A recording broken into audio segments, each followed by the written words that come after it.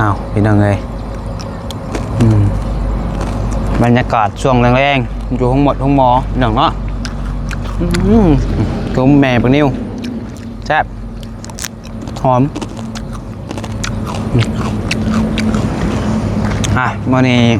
เขาถ่ายไปบรรยากาศอยู่ห้านให้MCเบิ่งก่อนพี่น้องเนาะมาแต่เว้นแน่พี่น้องเอ้ยมื้อนี้ก็ได้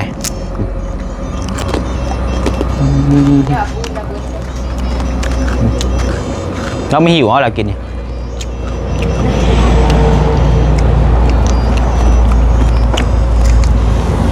นึงก็ช้อมไม้เหมือนเพื่อนเนาะเพราะได้ขายเนี่ยเนาะได้ขายอยู่เงือปิ่งตับกับปิ่งปลาแต่บางมื้อเนาะมื้อก็ได้ขายพี่น้องเอ้ยมื้อก็ขายบ่ได้ขายอันนี้ขนมแม่บราวนิวแถมหอมอันนี้มานั่งกันมือบ่ไปมาจับกล้องให้ก่อนไปเดี๋ยวมาเบิ่งทายพี่ผมมาเบิ่งอันนี้ก่อนพี่น้องเนาะกล้องเลย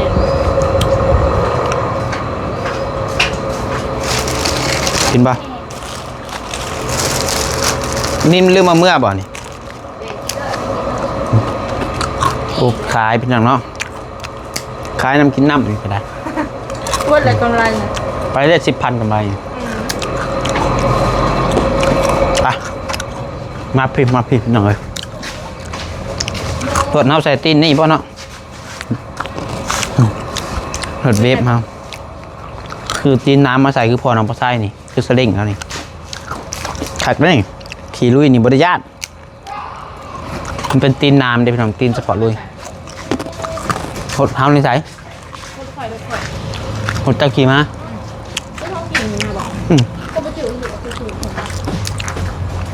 ยังไงกำแพงก็ได้ก็ได้แอมก็ทำนี่แหละกับแต่เทคานทับแบบบ่แล้วก็จิถมก่อนมีเงินหาเงินค่าข้ามได้แต่ก็จังจีก่อขึ้นมาอีกเพราะว่าความหมายที่ก่อนี่พี่น้องเนาะก่อกำแพงนี่ย้อนว่าอยากถมดินพี่น้องเนาะอยากถมดินแต่บ่ให้มันเจือนมาทางนี้เพราะมันเป็นดินเพิ่นทางนั้นนะก็เลยว่าก็เราเห็นคายของแถวเลยน้ำแล้วยาวไปเลยน้ำมาก็จะสั่งน้ำก่อนอื่นเบิดกระกาศทักทายสบายดีเด้อสบายดีสวัสดีพ่อแม่พี่น้อง FC เบิดสุขุสุคนพี่น้องเอ้ยปัจจุบันสุบอนว่าซิวฝั่งลาวฝั่งไทยและก็อยู่ทางต่างประเทศเนาะก็ยินดีต้อนรับเข้าสู่ช่องสายกกสายบุญพ่อกำลังประไซอีกแล้วพี่น้องเอ้ยเอามื้อนี้ก็พอดีว่ามาแต่เว้นเนี่ยก็สิมาอัปเดตเบิ่งของน้ำของในอยู่นี่แหละเนาะที่เฮือนใหม่พี่น้องเนาะดิดห้านใหม่ว่าซั่นจ้ะ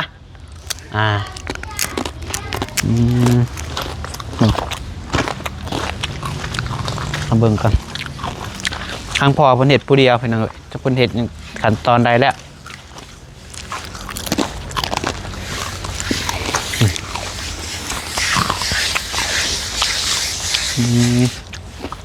ดูคนสาบพี่น้องเนาะขนาดคุ้มห้องน้ำได้นี่จำนี่เห็นให้มันแน่นนาทาวรเลยกว่าสเบลซิลงมันอยู่นี่ก็ลงจะสิค้างข่อยบ่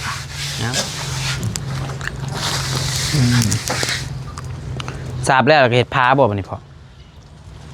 เทปิด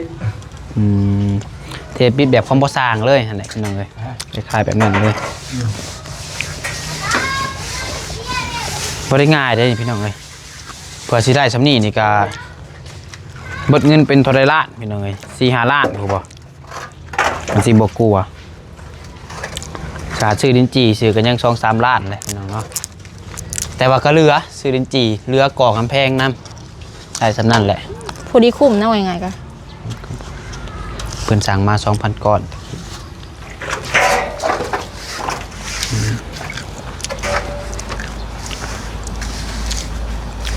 ประมาณนี้ยังไง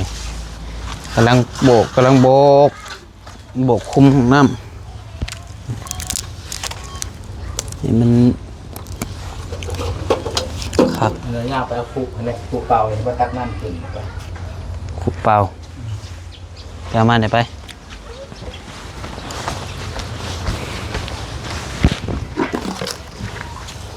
จัก เป็นตกใส่น้ำมันเลย ก็เห็ดผู้เดียวแล้วได้นี่เป็นน้องไอ้ตัวชาบนี่ เดี๋ยว2 เดือนแล้วพระเจ้า เอ้า หอดกว่า2 เดือน แต่ว่าต้น บ้านนี่ ตอนก่อน้องปลาไส้มาซอยอยู่ดำมือ จะไปเฮ็ดนาหยุด อันเห็ดแท้ๆเห็ดแท้ๆก็ประมาณหม่องทิศ2ทิศแหละเนาะเห็ดลีรอนี่ก็2ทิศ3ทิศน้องไอ้นะตุ๊บเที่ยวขึ้นเที่ยวลงมุ้ยหดเป็นหิวปูนซอยพี่น้องก็สิยากอยู่มันเห็ดอยู่ลุมเรียบร้อยแล้วบ่อันนั้น พ่อได้จังเลยพ่อเป็นข้อลิ้นจี่ก็ได้แหละ นี่เดี๋ยวเราโบกเบิ่งโบกแต่ละพาพี่น้องสมโบกพาเพื่อน มันงามมานะพี่น้องเลยมันจะนี่ก็ได้ละเอียดก็ฮอดโบกพาเพื่อนพี่น้องเลยเนาะบ่มีแตกนะครับ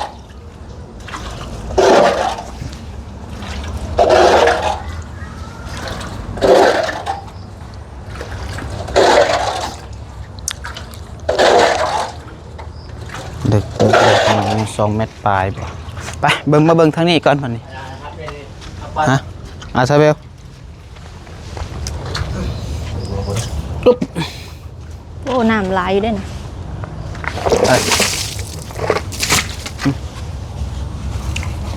จะขึ้นมา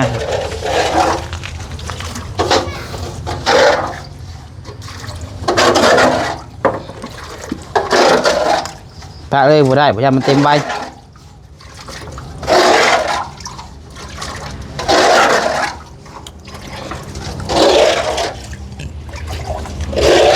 ย่างมาจบไปแล้วสิชอบอยู่เด้อแล้วไม่ติดแล้ว เตรียมจกอยู่ใส่ ไปบดสปูน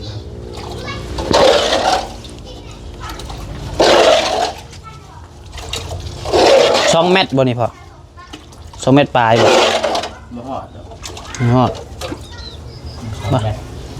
ลงเม็ดเลย ฮอดอยู่บ่จัก2 เมตรนี่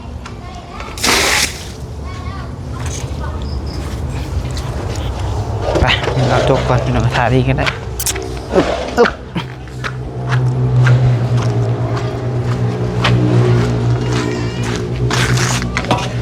ไม่จกแล้วกันจกเห็ดผสมปูนไว้แต่เพาะเลยพี่น้องเนาะ เฮ็ดเองหม ตั้ ด งแต่อะตอนเห็ดเพื่อนผม สมพรแล้วมันคือเป๊กๆว่ะคือบ่เห็นมีคล้ายว่ะ จกผสมปูนมันเบาดิ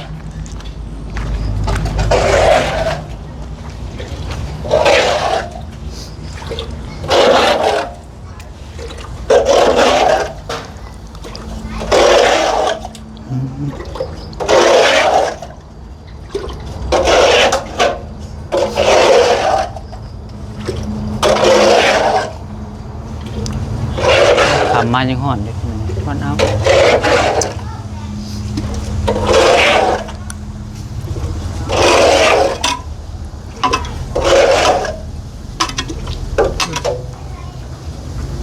ตุ๊บ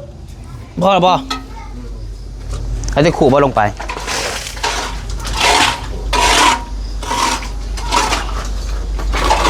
เด้อหอยไว้อยู่เด้อขู่ แล้วก็ได้ขึ้นก่อนก็ได้ขึ้น โอ้ยถือเลย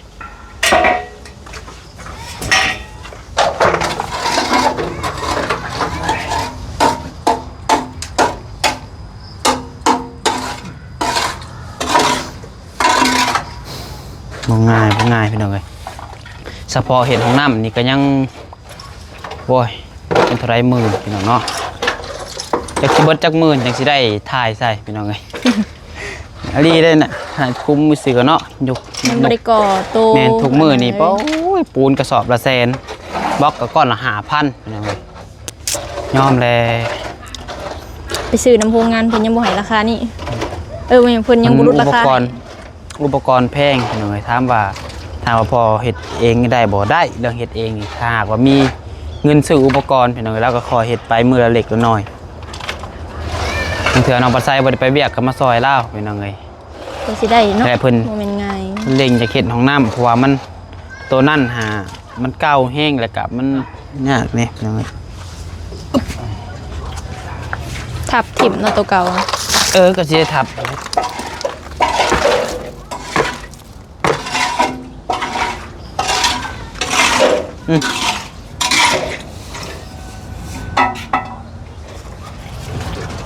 หัวซักลงไปนี่เรียบร้อย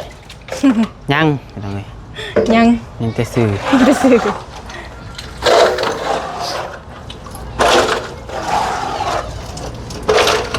เฮ็ดเป็น3ห้องเด้ ตกเด้อ 3ห้องตัวนี้เป็นห้องเก็บอะจมอาจจะเป็นแบบห้องเก็บอะจมพี่น้องเอ้ยเคยเห็นแบบใส่แต่ว่าส่วนหลายแบบคนส่วนหลายเพิ่นสิมักเฮ็ดแบบเอาวันซื้อท่อมาลงหลายกว่าแบบมันง่ายพี่น้องเอ้ย แม่มันสะดวกกว่า มันสะดวกมันง่าย แต่ว่าบางคนก็เพิ่นอยากเฮ็ดแบบคือแบบนี้นี่อยากเฮ็ดให้มันแน่นหนาทาวอนพี่น้องเอ้ยมัน ใส่ได้ยาว แม่นใช้ได้ผู้ใดฮอดลูกฮอดเลนฮอดหลอดผู้ใด ๆยันแต่ตายป้ามันก่อนผู้ใดก็ได้ เฮามันดินจีเด้ เลยดินจีเทือนนี่ก็บ่ให้เว้าเนาะแต่ว่าถ้าว่าใส่ดินจีเทือนนี่ก็ดีนะมันกินเย็นเทือน ดีเรื่องดีแต่ว่ามันแพง แม่นแพง แต่ก็นานแล้วมันก่อนน้อยคันได้เทือนหลังหนึงก็จักสิหมื่นจักสิเบิดจักพันจักล้านก้อนแหละเฮ็ดเดือนหลังหนึงขนาดตัวนี้ 2,000 ก้อนยังบ่เห็นห้องน้ำ เห็นแต่คุมมัน เห็นแต่คอมันยังไงเลย ระดับแสนก้อนผู้บ่ยักเนาะ โดย บ่เว้าหมื่นนี่พี่น้องเอ้ยระดับแสนก้อนได้บ่แม่นแสนบาทเด้แสนก้อนดินบล็อกแล้วแหละเชียวลงบ่คันใดนี่สิย่างไปเบิ่งนี่ มาโดดมาโดดโต๊ะเอาลงมา เด้อ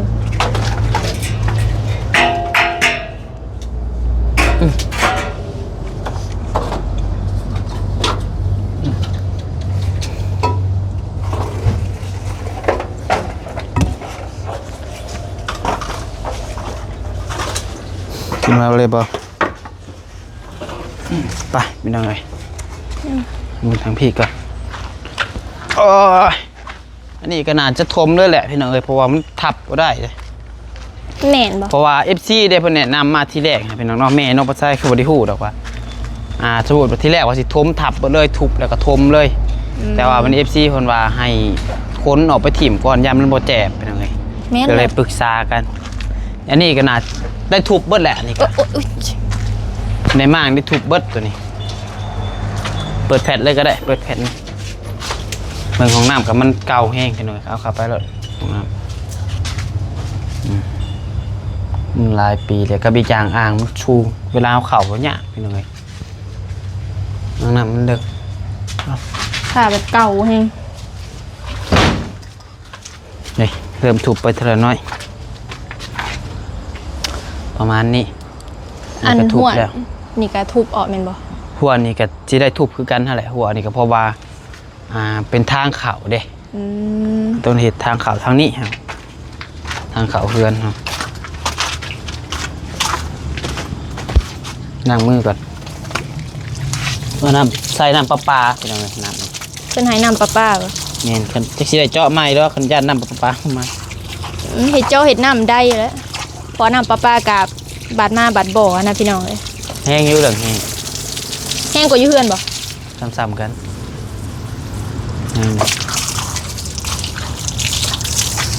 ประมาณนี้แหละพี่น้องเนาะเพิ่นแถมต้นมะฮุงน้ำ ส่วนหมู มะฮุงใหญ่นี่ก็คือสิอันบ่ได้ซื้อแล้วแบบนี้ก็สิได้เอามะฮุงนี่แหละ หุง เนาะ ปลูกเนาะ แม่น พอได้อยู่นี่ ถกไปได้กระยาดอกนี่ที่ถมมันอยู่พี่น้องถมขึ้นเบิดเพียงพี่แหละนั่นเพียงหัวเข่าลงไปใส่พี่เพื่อประมาณนี้ ไว้ง่ายกันเนาะ สูงพี่น้องเพื่อเอาถมขึ้น ไปอันนี้ต้องใช้พอได้ถูกพอบ่คือว่าบ่เฒ่าว่าถูกมันยูทูบเบอร์พี่น้องเอ้ยพาตัวนี้มั่งอีก เท่แห้งแล้วกัน อย่าลืมเปิดน้ำล้างอะไรไปแล้วนี่ทานี้แหละ เลย ว้าวค่ะ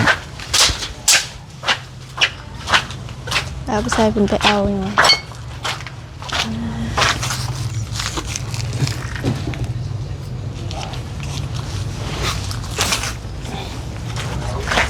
ไปเลย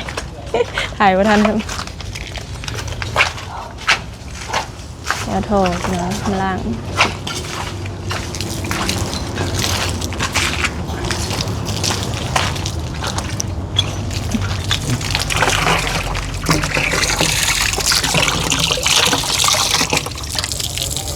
ล้างอุปกรณ์จกแล้วไว้มันจังบอกเขาขี้เมียนเขาเห็ดแบบเลยมันจังใช้ได้หลายปีพี่น้องเอ้ย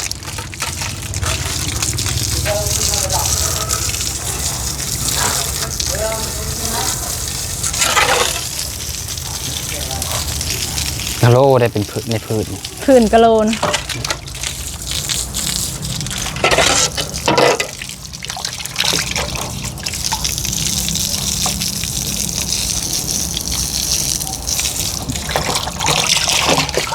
โอเคเปิดปลาไว้พี่น้องเนาะ หล่อปะล่ะ มื้อนี้อยากอารมณ์ดีเป็นพิเศษได้พี่น้องเอ้ย เป็นยัง เยอะเนาะคือฮู้มาแล้ว ลมณ์ดีแท้น่ะ อารมณ์ดีแล้วมื้อแรงจะไปถือเด็กไปจังเนาะ เขาชื่อเลขอะไรได้ นะ เขาชื่อเลขอะไรแต่เขาบอกว่าเลขยังเขาอยากมันบอกเด้แต่สมมติเราบ เขา อก ก็สิซื้อคือการสิซื้อจักหมื่น ซึ่งเงียบๆเด้ สิลองสุ่มเบิ่งพวกโตพี่น้องเนาะเพิ่งเทื่อพอปังมาให้ สุ่มพกโตวนี่แอปเนี่ยโชคชัยบ่ แต่บ่ทุกแอป ทุกแอปบ่ ถ้าไปแล้วก็มันสิอ่านเอาแล้วมันสิบอก6โต2โต3โต เขาชื่อแต่ทรงโตสลายกะ ลองสุ่มเบิ่ง6โตก็เท่าละ10,000 5,000เดี๋ยวว่าบ่ได้พี่น้องเทื่อมันปังมา400ล้านกีบ โชคเฮา ก็ เนาะ เป็นเงินไทยกับหวยหลายแสนบาทเติบพี่น้องเอ้ย โอ้เขาว่าถือ400ล้านก็ซ้ำว่ายู่ชีวิตตัวเองขึ้นเลย มันก็สิให้ชีวิต ฟื้น เฮา หลาย ดี เติบ ขึ้น ดีขึ้นจากเก่าหลายเติบพี่น้องเนาะ เลย กันเราซื้อรถพ่อแบบนั่นก็ได้รถคันหนึงเพื่อรถใหญ่ก็ได้ ในรถใหญ่คันหนึงว่ายังไงกันเนาะแต่ว่าเพื่อนก็คือสิยังบ่ได้ปานใดพี่น้องเลยเพราะเพื่อน เพื่อนกันแล้ว หลาย คันเพื่อนกันได้คือกันลังหนึง อาจจะลังบ่ใหญ่ลังบ่ใหญ่ ประมาณ 4-5 แสนบาทได้อยู่ เลย แต่ว่าคันถืออีดีกะคันเอาสิเอาเงิน400ล้านบ่ได้ฮอด4แล้วเพิ่นหักเปอร์เซ็นต์เหลือ300 370ล้านพี่น้องไอ้คันถืออีดีแต่ว่าเฮาก็สู้ถือปุ๊บเฮาก็บ่แม่นดอกสิไปซื้อล่างเบิด เขาก็จงไว้ใส่ไว้อัน ลงทุน หมุนอันธุรกิจต่อไปอีกพี่น้องเลย นะเพราะวางแผนไว้อีกพี่น้องเนาะ วางแผนไว้ได้เขาต้องมีอนาคตได้ทุกคนต้องมีอนาคต ความฝัน เลยอนาคตความฝันนั่นแหละแต่ว่าถ้าถืออันนี้ก็คุ้มอยู่พี่น้องเลยกำไรเขาก็โคตรเลยถ้าถือกัน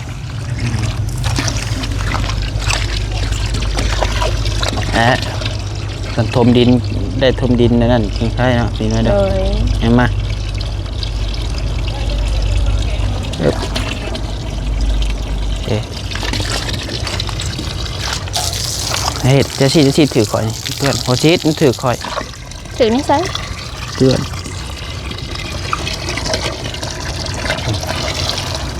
แอบพี่น้องเอ้ยมันเคยเห็นห่านที่ยังไหวได้กะท่านว่านั่นกับมันเถื่อซาเบลเพิ่นอยากมาขายน้ำปอกน้ำปั่นกับเหมาะได้พี่น้องเนาะขายน้ำปั่นน้ำหยังเพราะว่าอยู่นี่มันใกล้ห้องหมอเฮ็ดหยังก็ได้พี่น้องเอ้ยห้านเสริมสวยก็ได้อยากขายของกินก็ได้ทุกอย่างอ่ะขอแค่เฮามีทุน แต่ตอนนี้ยังบ่มีตอนนี้ อันนี้ยังบ่มีหยังพี่น้อง ยังอันซื้อกินแต่ละมื้อก็ยังขึ้นอยู่เดียวนะ อืม เฮ็ดจะได้ให้มันกุ้มเดือนและชีวิตเนาะ เอาพี่น้องเอ้ยเนาะมีแต่ว่าเดี๋ยวไปปิดน้ำก่อนสำหรับคลิปนี้กะบ่มีหยังหลายเด้อพี่น้องเด้อกะมาอัปเดตเบิ่งห้องน้ำห้องในเฮือนซานที่ใหม่ของน้องปัดไส้เนาะมีเงินได้เฮ็ดเป็นเฮือนหอเลยนี่พี่น้องเนาะทันบ่ ถือเลขนี่เฮ็ดเป็นเฮือนหอเลยก่อนพี่น้องเอ้ยเฮือนหอพากันมาอยู่นี่กับซาเบลบ่ได้ขายเครื่องพี่น้องเอ้ยแต่เพิ่นบ่อยากเฮ็ด YouTube กะ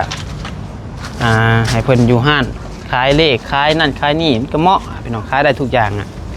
โอเคเฮามีทุนมีน้ำกะอะไรกันหลายๆอย่างไปคำมืดแล้วพี่น้องเลยจังหวะกันเด้อสำหรับคลิปนี้ลำลาแล้วอยู่ดีมีแห้งบดสุกูสุกคนพี่น้องเลยส่งมันลำด้วยเด้อบ๊ายบายสบายดี